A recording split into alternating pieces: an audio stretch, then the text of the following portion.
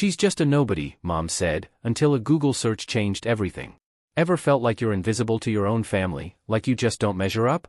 That was my life. The forgettable daughter. The one with some office job. And then, one ordinary dinner, my brother's fiancée typed my name into Google. What happened next wasn't just shocking, it was an explosion that shattered decades of denial and finally made them see who I really am. Hi, I'm Rachel Thompson, 32 years old, and I'm sitting at my parents' mahogany dining table for what was supposed to be a celebratory dinner. My family has always treated me like I'm invisible. She's just a nobody with some office job. My mother, Barbara, laughed dismissively when my brother's fiancée, Jessica, asked what I do. Nobody at that table could have predicted what would happen when Jessica picked up her phone and typed my name into Google. I grew up in Westlake, Ohio, a tidy suburban neighborhood where appearance was everything and status was measured by the size of your home and the colleges your children attended. Our two-story colonial with its pristine lawn and seasonal wreaths on the front door was the perfect setting for the family my mother Barbara wanted everyone to see. Inside those walls, the family dynamic was crystal clear. My mother, with her perfectly highlighted hair and country club membership, orchestrated our lives with precision. Everything revolved around image and achievement. My father, Thomas, an accountant at a respected firm, was kind in his quiet way, but ultimately deferred to my mother in all family matters. He was the definition of passive, always choosing peace over confrontation, even when it meant sacrificing my feelings in the process. Then there was my brother, Michael, 3 years older and the undisputed star of our family. From his first Little League home run to his high school valedictorian speech, Michael could do no wrong. His room was a shrine to achievement, gleaming sports trophies, academic medals, and framed acceptance letters. My parents attended every baseball game, every debate tournament, every award ceremony. They beamed from the front row, taking endless photos, and bragging to anyone who would listen. "That's our son," my mother would say, emphasizing our, as if Michael were their only child. My earliest memory of disappointment came when I was 8 years old. I had written a short story about a girl who discovered she could talk to animals. My third-grade teacher had given me an A+ and written "Extraordinary Imagination" across the top. I ran home, bursting with pride, eager to show my parents. "Mom, Dad, look what I wrote," I announced, waving my story in the air. My mother glanced at it briefly. "That's nice, Rachel, but we're getting ready for Michael's science fair. Put it on the counter and we'll look at it later." Later never came. When I found my story days afterward, it was stained with coffee rings, unread and forgotten. This pattern continued throughout my childhood. In 6th grade, when I won a district-wide writing competition, neither of my parents attended the ceremony. Michael had a baseball game the same day. "You understand, don't you, Rachel?" my father said gently. "This is an important game for your brother."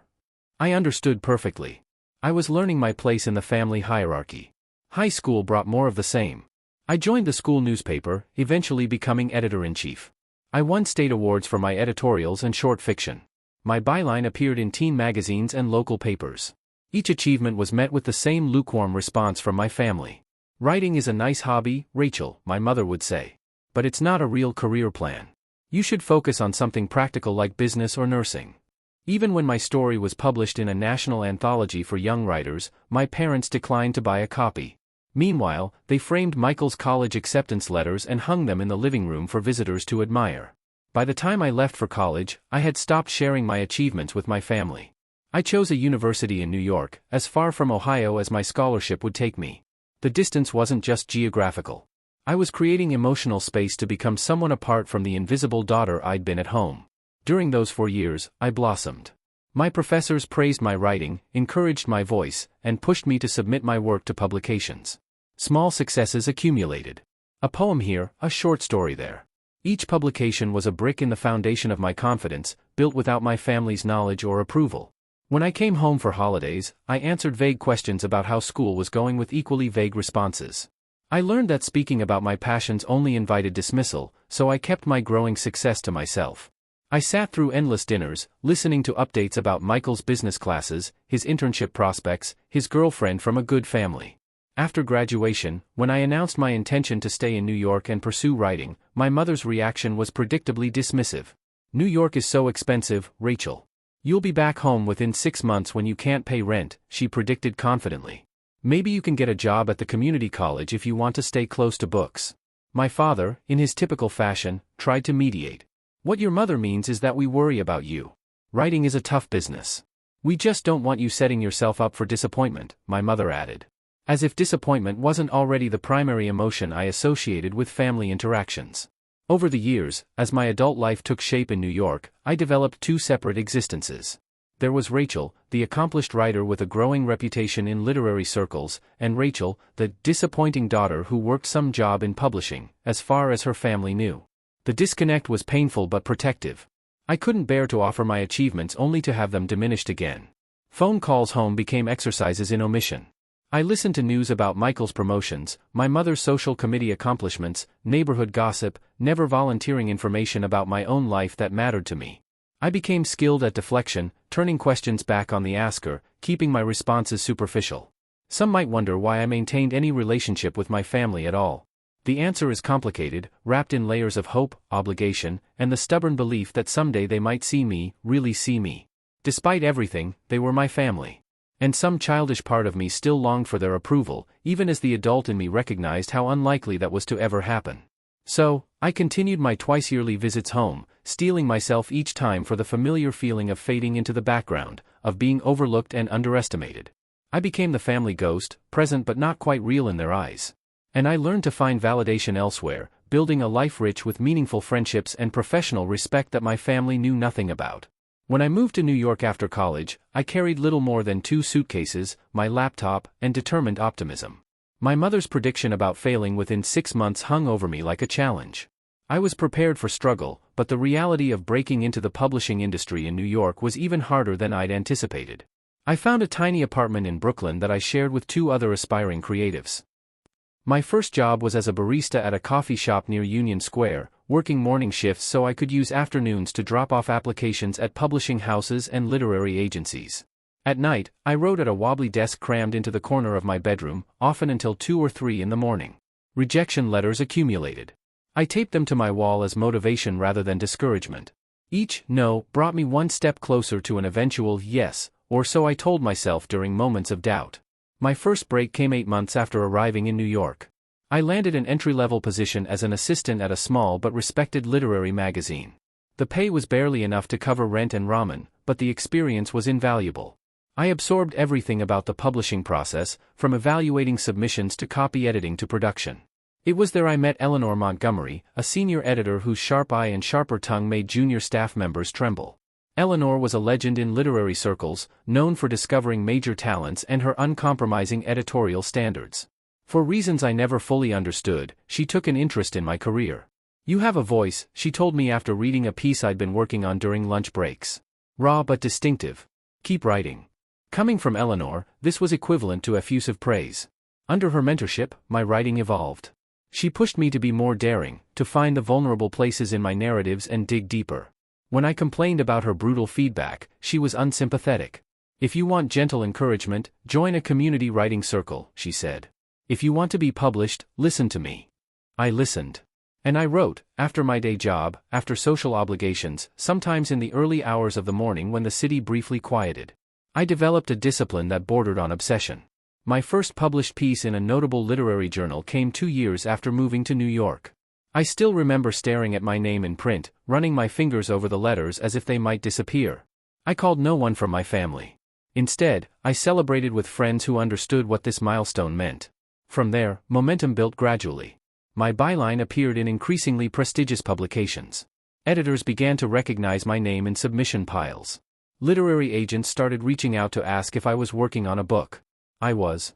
My first manuscript, a collection of interconnected short stories examining the invisible threads binding families across generations, took 3 years to complete. When it sold to a respected independent publisher, I felt a validation that no family approval could match. The book, titled Beneath Silent Waters, was published when I was 27.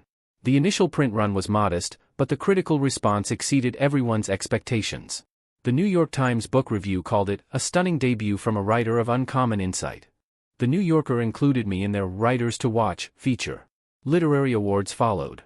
For the book tour, I traveled to 12 cities across America and then to London, Paris, and Berlin. In each location, readers approached me with stories about how my writing had touched them, how they saw their own family dynamics reflected in my characters. The irony wasn't lost on me that strangers connected so deeply with work my own family had never read. I chose to publish under Rachel Thompson rather than my full name, Rachel and Davis Thompson, which partially explained why my family might not have stumbled across my work online. It wasn't a conscious decision to hide, more a separation between my writing identity and the daughter who still visited Ohio twice a year. My second book, a novel titled The Weight of Unsaid Things, became what the industry calls a sleeper hit. Starting with modest sales that grew steadily through word of mouth until it landed on the bestseller list 8 months after publication. The paperback edition featured quotes from famous authors I'd once studied in college classes. Surreal didn't begin to describe the feeling. By 30, I had an agent, a respected publisher, and the kind of career most writers dream about. My apartment in Brooklyn was no longer shared, but my own, with a dedicated office where awards and framed book covers hung on walls. My work was taught in university creative writing programs. I gave guest lectures at Columbia, NYU, and other prestigious institutions. When introduced at literary events, the list of my accomplishments took longer and longer to recite. And yet, when I flew home for Christmas or my mother's birthday, I was still just Rachel, the daughter who had some vague job in publishing. The cognitive dissonance was sometimes overwhelming. "Are you still at that magazine?" my mother would ask vaguely over holiday dinners. "I'm working on different projects now," I'd answer truthfully, but incompletely. "You know, Michael just got another promotion," she'd continue. And the conversation would shift away from me once again. The most recent development in my career came just 3 months before the family dinner that would change everything. My second novel had been optioned for film by an Academy Award-winning producer. I'd been flown to Los Angeles for meetings, put up in a luxury hotel, and treated like my words mattered enormously. The contrast between my professional respect and family invisibility had never been so stark. I sometimes asked myself why I continued to compartmentalize my life, why I didn't simply announce my accomplishments at the next family gathering. The answer was both simple and complex. I was protecting myself. After years of having my passion dismissed, my achievements minimized, I couldn't bear to offer my success only to have it treated as insignificant. The thought of my mother saying, "That's nice, dear," about my film deal made my stomach clench. So, I maintained the separation, even as it created a hollow space inside me. In professional settings, I was confident, articulate, praised. In family settings, I reverted to the quiet, overlooked daughter, carefully hiding the life I'd built. "Why do you still go home at all?" My friend Samantha asked me once after I returned from a particularly difficult Thanksgiving visit. I had no simple answer. There was the complicated love I still felt for my family despite everything. There was hope, however faint, that someday things might change. And there was something else, a conviction that running away completely would mean they had won, succeeded in making me believe I was truly invisible. So I kept visiting. And I kept succeeding. And the gap between my two lives grew wider with each passing year, until the night it all collapsed when my brother brought his new fiancée home to meet the family, and everything I'd built and everything I'd hidden collided in a single Google search. My parents still lived in the same house where I grew up, a fact that made each visit home feel like stepping back in time. As I pulled into the driveway that evening, I noticed fresh flowers planted in the front beds and new curtains in the living room windows. My mother always made special preparations when Michael visited, another small reminder of the family hierarchy. I parked behind an unfamiliar BMW that I assumed belonged to Jessica, my brother's fiancée. This would be our first meeting, and I couldn't help feeling curious about the woman who had captured my brother's heart. Michael had dated many women over the years, but none had made it to the "meet the parents" stage. The front door opened before I could ring the bell. My father stood there, gray hair, neatly combed, wearing what I recognized as his good sweater. "Rachel, you made it," he said, giving me a brief, awkward hug. "Everyone's in the living room." I followed him through the foyer, passing the familiar gallery wall of family photos. I noted that the most recent additions were all of Michael, his graduate school graduation, vacation photos, none featuring me. It was like watching my gradual erasure from family history. In the living room, my mother was laughing at something, the performative laugh she used in social situations. She looked up as I entered, her smile remaining but cooling several degrees. "Rachel, finally. We were about to start without you." She gestured toward the attractive couple on the sofa. "You remember what traffic is like," I said, leaning in for the obligatory cheek kiss. Michael stood, looking genuinely pleased to see me. "Rachel, come meet Jessica." I turned my attention to the woman rising gracefully from the sofa. Jessica was tall and slim, with intelligent eyes and a warm smile. She wore simple but obviously expensive clothes that suggested taste and confidence rather than showing off. "I've heard so much about you," Jessica said, extending her hand. "Michael says you live in New York. I love visiting the city." All good things, I hope, I replied with a smile, ignoring my mother's barely audible snort. Shall we move to the dining room? My mother suggested. I've had the roast in for hours. The dining room was set with the good china and crystal. Another honor typically reserved for Michael's visits or my mother's bridge club luncheons. I noted the seating arrangement with a familiar resignation, my father at the head of the table, my mother at the foot, Michael and Jessica on one side, and me alone on the other. Furthest from both parents. My mother had outdone herself with the meal. Roast beef with Yorkshire pudding, garlic mashed potatoes, honey-glazed carrots, and homemade rolls. It was Michael's favorite menu, the one she prepared for special celebrations. Jessica, tell us again how you two met, my mother prompted after pouring the wine. I want Rachel to hear the story. Jessica smiled at Michael before answering. We met at a charity auction for the Children's Hospital. I was organizing the event, and Michael was there representing his firm. He outbid everyone for a weekend sailing package, even though he'd told me earlier he gets seasick. She laughed. I thought anyone that determined deserved at least one dinner. Best money I ever spent, Michael added, taking her hand. My mother beamed at them. And Jessica's family is from Shaker Heights, she told me, naming one of the most affluent suburbs of Cleveland. Her father is a cardiothoracic surgeon at Cleveland Clinic. I recognized this as my mother's shorthand for, comes from money and good social standing, her highest praise. What about you, Rachel? Jessica asked, turning her attention to me.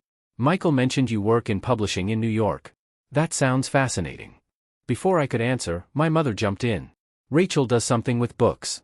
A small press or magazine, isn't it, dear? I opened my mouth to respond, but she continued, nothing like Michael's position, of course. He just made partner at 35, youngest in the firm's history. It's a publishing house, I said quietly. I work with authors on their books. That must be so interesting, Jessica persisted. What kind of books do you work on again? My mother interrupted. Rachel's always liked to read. Remember that summer you barely left a room, always with your nose in a book? She laughed and turned to Jessica. We had to practically force her to go outside and get some sun. The conversation shifted to wedding plans. Jessica and Michael were considering a June ceremony the following year, possibly at her parents' country club. My mother was delighted, already discussing flower arrangements and menu options. I ate quietly, occasionally nodding or offering brief comments when directly addressed. This was familiar territory. Being present, but not really included, the background character in The Michael Show. Jessica, however, kept trying to draw me into the conversation. We're still figuring out the bridal party, she said, looking at me. But I'd love it if you'd be one of my bridesmaids, Rachel. I don't have sisters, and it would mean a lot to me. I was genuinely surprised by the offer. I'd be honored, I said, touched by her inclusion.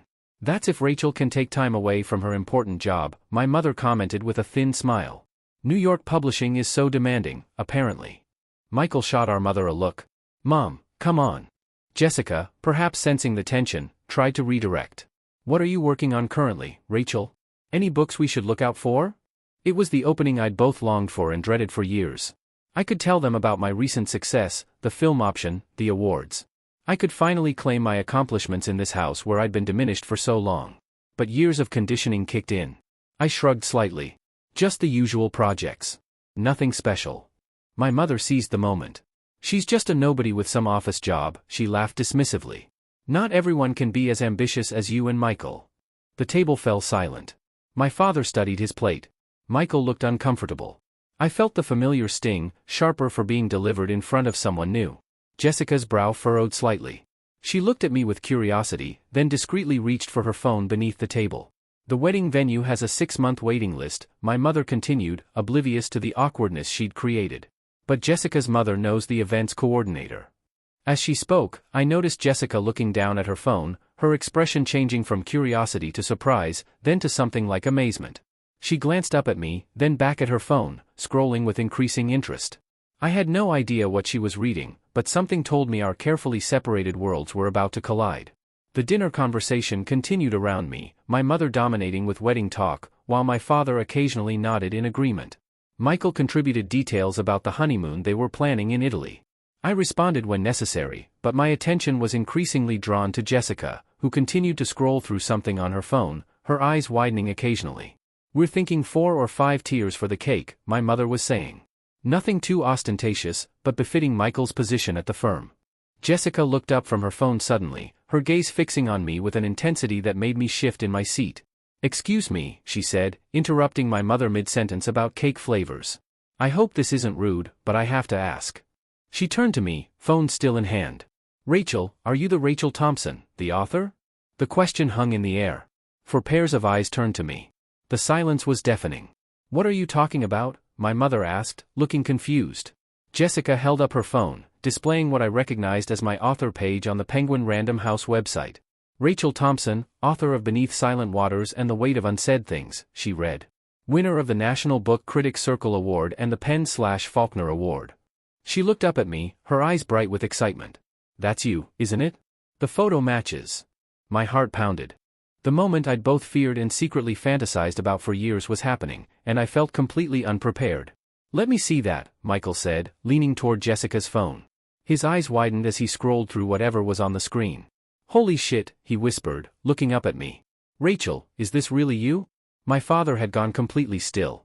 Fork suspended halfway to his mouth. My mother reached across the table and practically snatched the phone from Jessica's hand. This has to be some kind of mistake, she said. But her voice lacked conviction as she stared at the screen. Some other Rachel Thompson. No mistake, Jessica said, taking her phone back and continuing to read. Rachel Thompson's writing has been compared to Joan Didion and Alice Munro.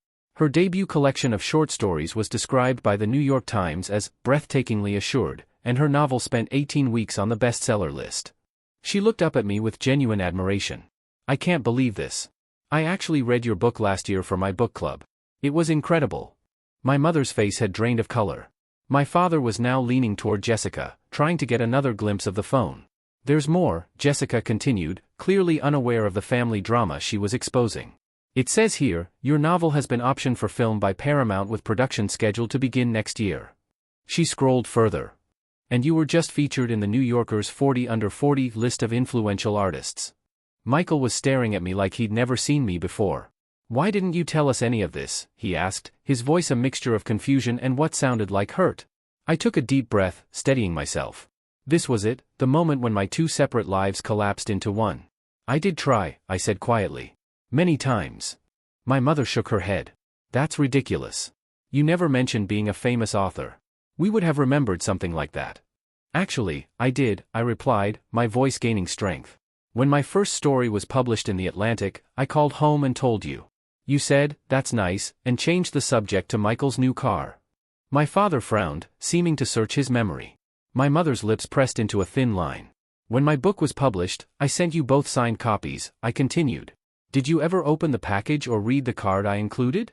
My father looked genuinely confused. I don't recall any package. It came right before Christmas 3 years ago, I said. Mom said it was probably just work stuff and put it in the guest room. I saw it there, unopened, when I visited that year. Jessica was looking increasingly uncomfortable, suddenly aware of the family dynamic she had inadvertently exposed. Michael kept glancing between me and our parents, as if trying to reconcile the sister he thought he knew with the accomplished author on Jessica's phone. Well, you should have made it clear it was important, my mother said defensively. You know how busy things get around the holidays. Jessica cleared her throat gently. Your books are really quite remarkable, Rachel. The way you write about family dynamics and unspoken expectations, it's so insightful. She paused. Actually, now that I think about it, some of those family scenes feel almost familiar. The implication hung in the air.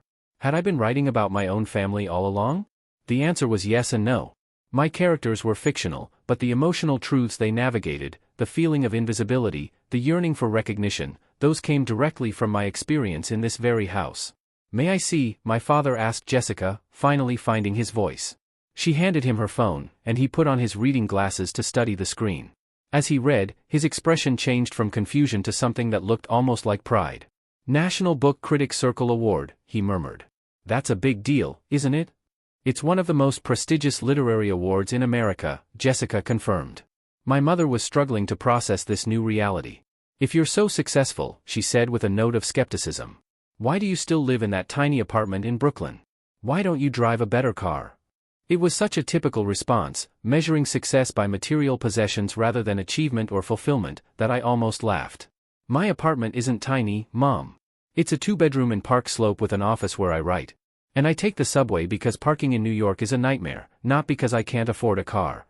There's a whole Wikipedia page, Jessica added, apparently oblivious to the tension as she continued scrolling. And look, here's a video of Rachel accepting her Penn/Faulkner Award. She turned her phone around to show a clip of me on stage in a black evening gown, thanking the committee and my publisher. The surreal quality of the moment intensified. My family watching a video of me accepting a major literary award while sitting at the dinner table where I'd been dismissed as just a nobody minutes earlier. The realization that I was not who they thought I was, had never been who they thought I was, seemed to hit each of them differently. My father looked bewildered but impressed. Michael seemed shocked but also curious. And my mother looked like her entire worldview was being challenged, her expression cycling through disbelief, confusion, and something that might have been embarrassment. All this time, Michael said slowly. While we thought you were just? He trailed off, perhaps realizing there was no good way to finish that sentence. Just a nobody? I supplied, repeating my mother's words from earlier. Yes. All this time? The dinner that had been planned to celebrate Michael and Jessica's engagement had transformed into something entirely different. The balance of power had shifted, and none of us quite knew how to proceed. Jessica, perhaps sensing the rising tension, attempted to lighten the mood. I feel like I'm having dinner with a celebrity, she said with a nervous laugh. I recommended your book to everyone I know after I read it. My mother's voice cut through the air. This has to be some kind of misunderstanding. Rachel would have told us if she was a successful writer. She turned to me, her expression hardening. Why would you keep something like this from your family unless you were making it up? The accusation stung, but it was so typically my mother, unable to admit she might have been wrong, turning the situation to make herself the victim rather than acknowledging her role in my silence. I didn't keep it from you, I said, my voice steady despite the emotion building inside me. You just never listened. That's nonsense, my mother replied. We always supported your little writing hobby. Hobby, I repeated the word like acid on my tongue. Is that what you think this is, Mom? Michael interjected. Jessica just showed us Rachel's professional author page and Wikipedia entry. This isn't a hobby. My father, still staring at Jessica's phone, looked up. There are reviews here from the New York Times, the Washington Post, pictures of you at literary events with famous people. He seemed genuinely perplexed. Why wouldn't you share this with us? The question, asked without my mother's accusatory tone, deserved an honest answer. I did try to share it with you, I said, meeting his gaze.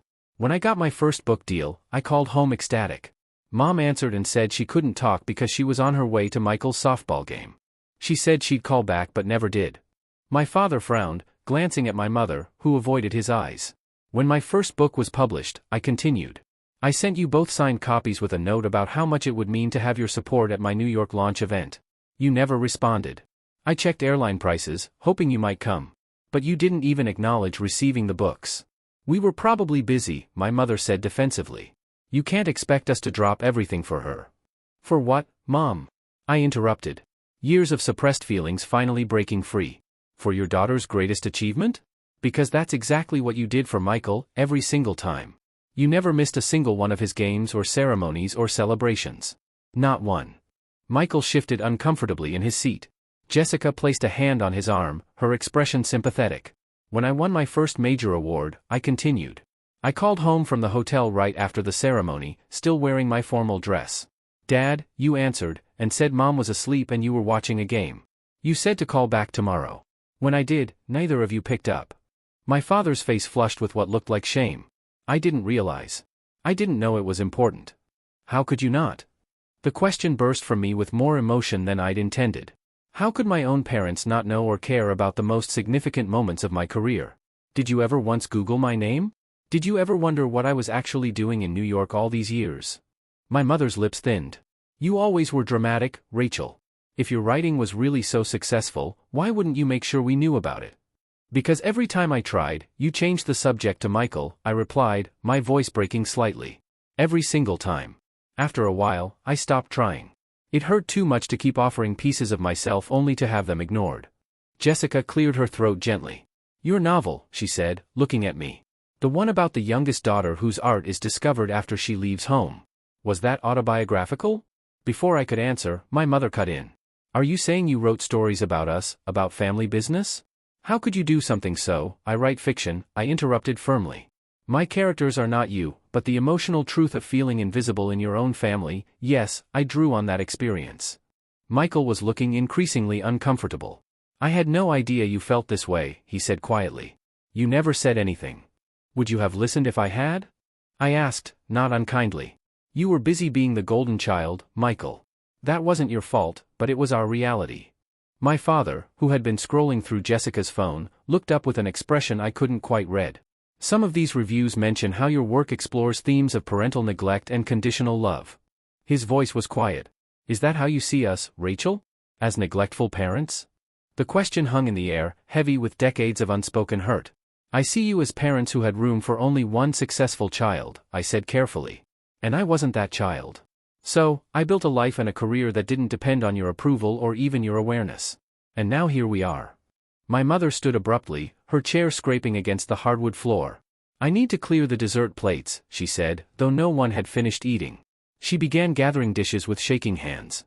Barbara, sit down, my father said with unusual firmness. This is important. What's important is that Rachel has apparently been harboring all these resentments for years, my mother replied, her voice tight, writing books about what terrible parents we are. Mom, that's not what Rachel said, Michael interrupted. And you did just call her a nobody less than an hour ago. My mother froze, plates in hand, as if she'd forgotten that comment. Jessica winced visibly. I never said you were terrible parents, I clarified. But yes, I was hurt repeatedly. And instead of confronting you, I channeled those feelings into my writing. That's what writers do. We transform our experiences into stories. Stories that made you famous while making us look bad, my mother said bitterly. No one knows the books are connected to you, I replied. I've never said they were autobiographical. That's your guilt talking, not my words. The room fell silent. My mother remained standing, clutching the plates like a shield. My father looked lost in thought. Michael and Jessica exchanged uncomfortable glances. I considered getting up and leaving. It would be easier than continuing this painful conversation, but something kept me in my seat. Perhaps the same stubborn persistence that had kept me writing through years of rejection before my first success. I never wanted to have this conversation, I admitted. But now that we're here, maybe it's time for some honesty. I've built a life I'm proud of, a career that fulfills me. I did it without your support or acknowledgement. That shouldn't diminish your pride in Michael's accomplishments. There was always room for both of us to succeed, even if you couldn't see it. My father removed his glasses and rubbed his eyes. I don't know what to say, Rachel. I'm sorry we missed so much. It was the first genuine apology I'd heard in that house, and it landed like a stone in still water, ripples spreading outward. My mother's defenses seemed to crumble slightly. She set the plates down and sank back into her chair. Why didn't you make us understand? She asked, but the accusatory edge had left her voice. That wasn't my responsibility, I said gently. Parents are supposed to see their children, both of them, not just the one who fits their preferred narrative. Michael reached across the table and touched my hand briefly. I didn't see it either, he said. I'm sorry, Rachel. The acknowledgement from my brother, unexpected and sincere, brought tears to my eyes that I quickly blinked away. Jessica, who had been quiet during the confrontation, spoke up. For what it's worth, she said. Your books are beautiful. They've touched so many people. That's a rare gift. In the uncomfortable silence that followed, I realized something had fundamentally changed. The family dynamic, calcified over decades, had cracked open. What would grow in its place remained to be seen, but there was no going back to the way things had been. For better or worse, I was finally visible in my parents' home. The remainder of dinner passed in a strange mixture of tension and revelation. My mother made a half-hearted attempt to serve dessert, a chocolate mousse that sat largely untouched. As the conversation continued in fits and starts, Jessica, seemingly determined to normalize the situation, asked thoughtful questions about my writing process and upcoming projects. I answered cautiously at first, then with increasing openness as I realized her interest was genuine. I'm actually working on a new novel, I admitted, sharing details of my work publicly with my family for the first time. It's about sisters separated in childhood who reconnect as adults only to discover they've been living parallel lives. That sounds fascinating, Jessica said. Will it be published next year? If I meet my deadline, yes. My editor is hoping for a spring release. My mother pushed her dessert around her plate. I suppose we'll have to wait for the movie version, she said. A half-hearted attempt at humor that fell flat. Actually, I replied, if you'd like to read it before then, I could send you the galleys once they're ready. The offer hung in the air, a tentative olive branch. My father cleared his throat. I'd like that, he said quietly. I'd like to read your books, all of them. Michael nodded in agreement. Me, too. I can't believe my little sister is a famous author, and I didn't even know. I'm not exactly famous, I clarified. Literary fiction isn't exactly celebrity status. Your Wikipedia page would disagree, Jessica remarked with a smile. And so would the New York Times. After dessert, we moved to the living room. My mother excused herself to the kitchen, claiming she needed to start on the dishes, though I suspected she needed space to process everything that had happened. Jessica touched Michael's arm. Why don't you help your mom? I'd love to chat with Rachel a bit more about her work. Michael seemed relieved to have a direction and headed to the kitchen. My father mumbled something about checking the score of the Indians' game and disappeared into his den, leaving Jessica and me alone. As soon as they were out of earshot, Jessica turned to me with an apologetic expression. I'm so sorry if I caused problems, she said. I had no idea they didn't know about your career. It's not your fault, I assured her. This has been building for years. It probably needed to happen. Jessica nodded thoughtfully. I recognized your name immediately, she confessed. When Michael mentioned his sister Rachel was a writer in New York, I wondered if it might be you, but when I got here and no one mentioned your books, I thought I must be mistaken. So, the Google search at dinner was deliberate, she admitted. When your mom made that comment about you being a nobody, I couldn't believe it. I knew I'd read your work. I thought maybe showing them would. She trailed off, looking uncertain. Force them to acknowledge me, I suggested. She nodded, looking slightly embarrassed. Was that terrible of me? I considered the question. No, I finally said. Maybe it needed to come from someone outside the family. They might never have believed me. We were interrupted by Michael's return from the kitchen. He sat beside Jessica, looking at me with new eyes. Mom's upset, he reported. Dad's talking to her in the kitchen now. I'm sorry about that, I said, meaning it. Despite everything, I hadn't wanted to hurt them. Michael shook his head. Don't apologize. I'm the one who should be sorry. I never realized. He paused, struggling with his words. I never saw how they treated you differently. I was so caught up in my own stuff. You were a kid, too, Michael, I reminded him. It wasn't your responsibility to fix our parents' behavior. Still, he insisted, I should have noticed. All those award ceremonies and publications you mentioned, I never even asked what you were doing in New York all these years. Not really. Jessica squeezed his hand supportively. The thing is, Michael continued, I always thought you were the lucky one.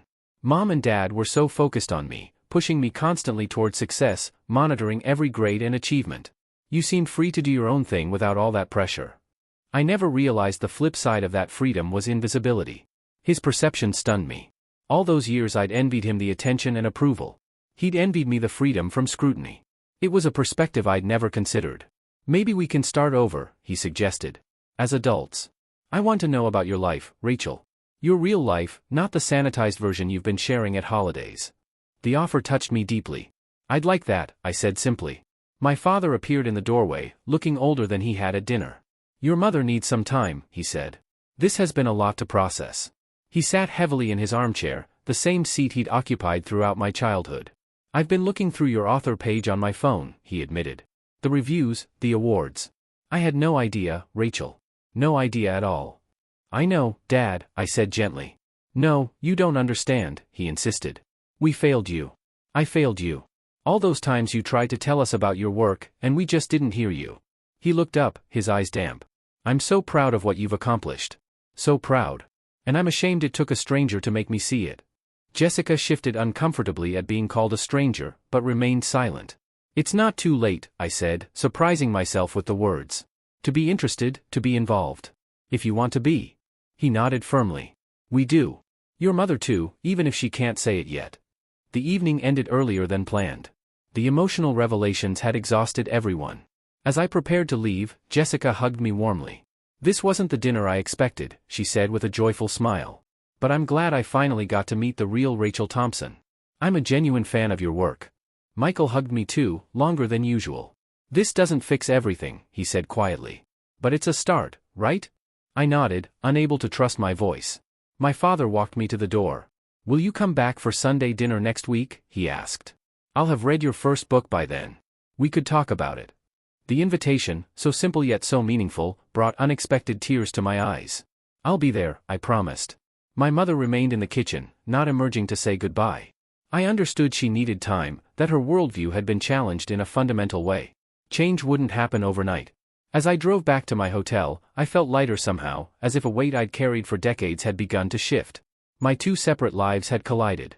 And while the crash had been painful, perhaps something new and more authentic could emerge from the wreckage. For the first time in years, I allowed myself to hope that my next visit home might be different. That I might finally be seen, fully seen by the people who had shaped me for better and worse. It wasn't forgiveness. Not yet. But it was a beginning. 3 months after the dinner that changed everything, a package arrived at my Brooklyn apartment. The return address was my parents' home in Ohio. I opened it with curious fingers to find my books. Not the copies I'd sent years ago, but new ones recently purchased. Inside the cover of Beneath Silent Waters was a note in my father's precise handwriting. Rachel, I've read this twice now. The first time to know the story, the second time to hear your voice in it. I'm sorry it took me so long to listen. Your words are beautiful. They matter. You matter. Love, Dad. I traced his handwriting with my fingertip, feeling the indentations on the page. In the 3 months since Jessica had Googled my name at the dinner table, small changes had accumulated like snowflakes, gradually transforming the landscape of my family relationships. My phone rang, interrupting my thoughts. Michael's name appeared on the screen. Hey, did Dad's package arrive? He asked when I answered. Just opened it, I confirmed. It's unexpected. He ordered your books the day after that dinner, Michael said. He's been reading them over and over. Mom, too, though she's less vocal about it. Our conversations had changed since that night. We spoke weekly now, longer talks that went beyond surface pleasantries. Michael had become genuinely interested in my life and work, asking thoughtful questions about my writing process and upcoming projects. How's the new book coming? He asked now. Just finished the second draft, I told him. My editor thinks it's the strongest thing I've written. That's great, Rachel. Really great. He paused. Actually, that's partly why I'm calling. Jessica and I were wondering if you'd consider doing a reading at our engagement party next month from your work. I mean, something that matters to you. The invitation stunned me. Are you sure? It's your celebration. I don't want to take focus from us. Michael laughed. Rachel, my sister, is a celebrated author. I'm proud of that. I want our friends and family to know who you really are, not the version we all pretended you were for so many years. His words touched me deeply. Then, yes, I'd be honored. Great. And one more thing, Mom's been rearranging the seating chart for the dinner. She wants you at the main table with us and Jessica's parents. The significance of this wasn't lost on me. In our family, seating arrangements had always been hierarchical, with the most important guests placed closest to my parents. My traditional spot at family gatherings had been on the periphery, an afterthought. This change, small as it might seem to outsiders, represented a fundamental shift in family dynamics. Is Mom okay with all this? I asked cautiously. Michael sighed. She's trying, Rachel. It's not easy for her to admit how wrong she was all these years. But Dad's been surprisingly firm about it. I've never seen him stand up to her like this before. The thought of my father, typically so conflict-averse, advocating for me, brought unexpected emotion. Jessica's been great, too, Michael continued. She made Mom join her book club. And guess whose book they're reading next month? I laughed at the image. Mom in a book club discussing my novel, that I'd pay to see. She's nervous about it, Michael admitted. She's afraid she won't understand it properly or say the wrong thing. I think she's finally realizing what she missed all these years. After we hung up, I sat with my father's note and this new information, trying to process how much had changed in such a relatively short time.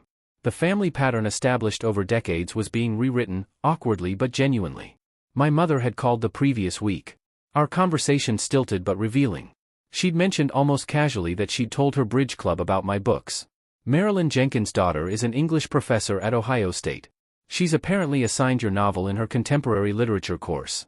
Marilyn was quite impressed when I mentioned you were my daughter.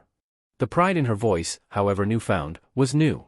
She was discovering, perhaps for the first time, that my achievements could reflect positively on her, just as Michael's always had.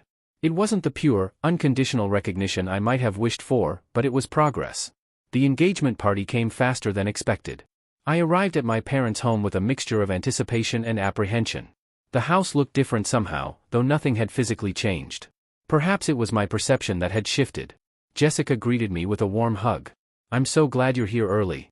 Come see the setup in the backyard. The garden had been transformed with string lights and floral arrangements. A small podium stood near the patio with a microphone. For your reading, Jessica explained. I hope that's okay. Some of my family are big fans of your work. My cousin Abigail teaches English and uses your stories in her classes. Inside, my mother was directing caterers with her usual precision. She paused when she saw me, her expression softening slightly. Rachel, good you're here. "I've put you at table 1 with us and the clerks," she said, referring to Jessica's parents, "and I've told the bartender to have champagne ready for after your reading." Such consideration from her was unprecedented. "Thanks, Mom," I said simply, not wanting to make too much of it and risk her retreating. "Your hair looks nice," she added awkwardly. "The length suits you." It was a small compliment, but from my mother it felt significant. My father emerged from his den, face lighting up when he saw me. "Rachel," he embraced me with uncharacteristic enthusiasm.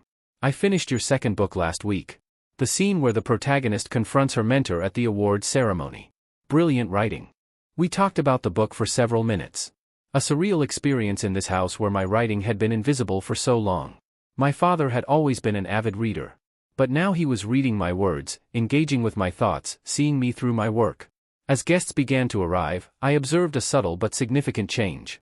When my mother introduced me to her friends, she didn't just say, "This is Rachel, our daughter." Instead, she said, "This is Rachel, our daughter, the author." Her books have won several major awards. The pride in her voice, however newfound, was unmistakable. She was learning, late but perhaps not too late, to see me clearly. Michael and Jessica circulated among guests, stopping often to include me in conversations, making sure I wasn't relegated to the background, as had been the pattern at family gatherings throughout my life. When it came time for my reading, Jessica's father introduced me with genuine admiration, listing my accomplishments with the respect they deserved. I approached the podium feeling a complex mixture of emotions: vulnerability at sharing my work in this setting, pride in my accomplishments, and lingering traces of the insecure daughter I had been for so long. I had chosen a passage for my second novel, a scene where a character finally finds her voice after years of silence. As I read, I was aware of my parents listening intently, perhaps hearing echoes of our own complicated relationship in the fictional narrative. The applause afterward was enthusiastic. My mother, to my surprise, wiped tears from her eyes. Later, as the party wound down, she approached me where I stood chatting with Jessica's mother. "Your reading was beautiful," she said, her voice uncharacteristically soft. "I never knew you could write like that." "You never asked to know," I replied, not accusingly, but stating a simple truth. She nodded, acknowledging the point. "I'm asking now," she said. "Better late than never." It was offered as a question, tentative and uncertain. The mother, who had always been so confident, so sure of her opinions and judgments, was asking for a second chance. Better late than never, I agreed. Our relationship would never be perfect. Too much water had flowed under that particular bridge. But the current was changing direction, slowly but perceptibly. Where once there had been dismissal and invisibility, there was now recognition, however belated. As I drove back to New York the next day, I reflected on the journey that had brought me to this point. The painful years of being overlooked had fueled my determination to succeed, to create work that demanded attention. The irony wasn't lost on me that my family's failure to see me had ultimately made me more visible to the world. I had never written for their approval or recognition. I had written because I had to, because the stories inside me demanded release. Yet, there was an undeniable satisfaction in finally being seen by the people who had shaped me. For better and worse, my phone dinged with a text from Michael. "Dad just ordered your books for his whole golf club. Mom's horrified about the inappropriate language they'll all read. Progress comes in strange forms." I laughed out loud in my empty car. Progress indeed. The invisible daughter had finally been seen. The nobody had become somebody, not because a Google search had revealed my accomplishments, but because I had persisted in believing my voice mattered, even when those who should have heard it first didn't listen. That persistence, more than any award or recognition, was the true measure of my success. Have you ever been underestimated by family or friends? How did you respond when they finally recognized your achievements? I'd love to hear your experiences in the comments below.